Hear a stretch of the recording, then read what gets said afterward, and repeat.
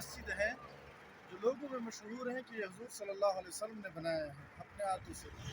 لیکن یہ وہ جگہ نہیں ہے، یہ وہ مسجد نہیں ہے بالکل۔ یہ لوگوں میں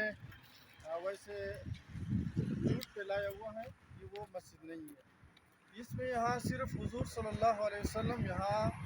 تبلیغ کے بعد 3 دن کے بعد یہاں پر صرف قیام فرمایا، باقی ہم نیچے اندر جا کے آپ لوگوں کو ڈیٹیل دیتے ہیں۔ اس کی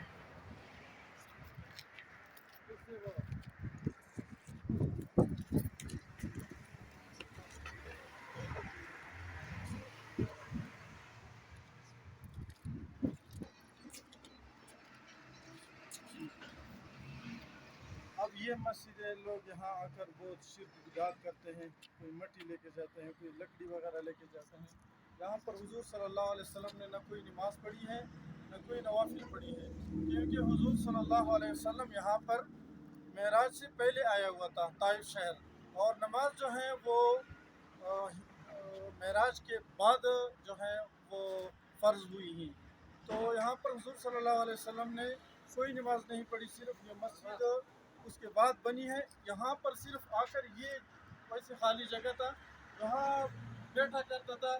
اب یہ جگہ معلوم نہیں ہے کہ کون سی جگہ ہے اسی میں، لیکن لوگ کہہ رہے ہیں مسجد کے اندر ایک ہی جگہ ہے، وہ لوگ کہہ رہے ہیں کہ حضور صلی اللہ علیہ وسلم یہاں پر سجدہ کیا کرتا تھا اور یہاں نماز پڑھ لیا کرتا تھا، لیکن یہ نہیں ہے دوستو، یہ بالکل جھوٹ ہے۔ یہ سچ جو ہے وہ یہاں پر صرف ٹیک لگا کر، یعنی اتنی دور سے آ کر تکا ہوا تھا، پھر یہاں پر تھوڑا سا ٹیک لگا کر بیٹھ گیا، پھر اس کے بعد آپ لوگ کو کر لیں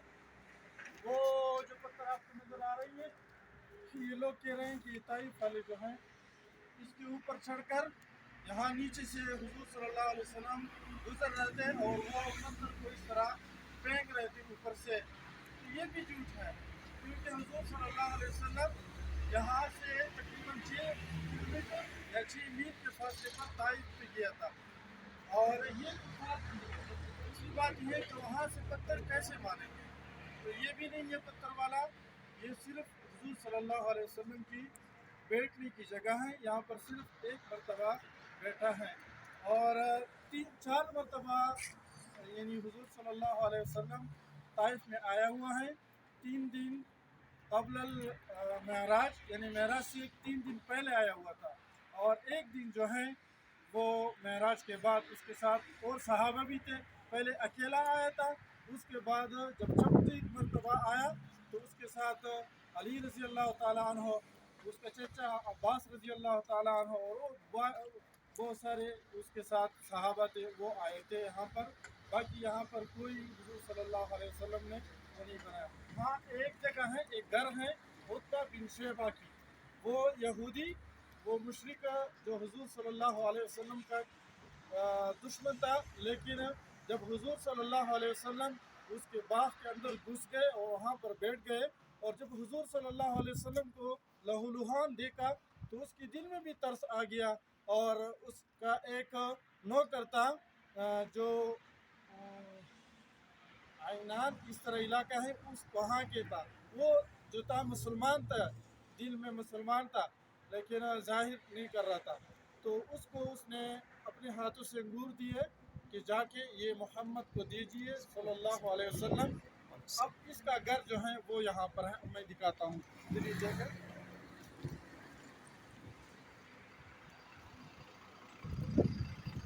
وہ سامنے جو گھر ہے وہ والا، یہ عتبہ بن شیبہ کی گھر ہے، وہ دیکھو سامنے، تھوڑا سا زوم کر کے دیکھو،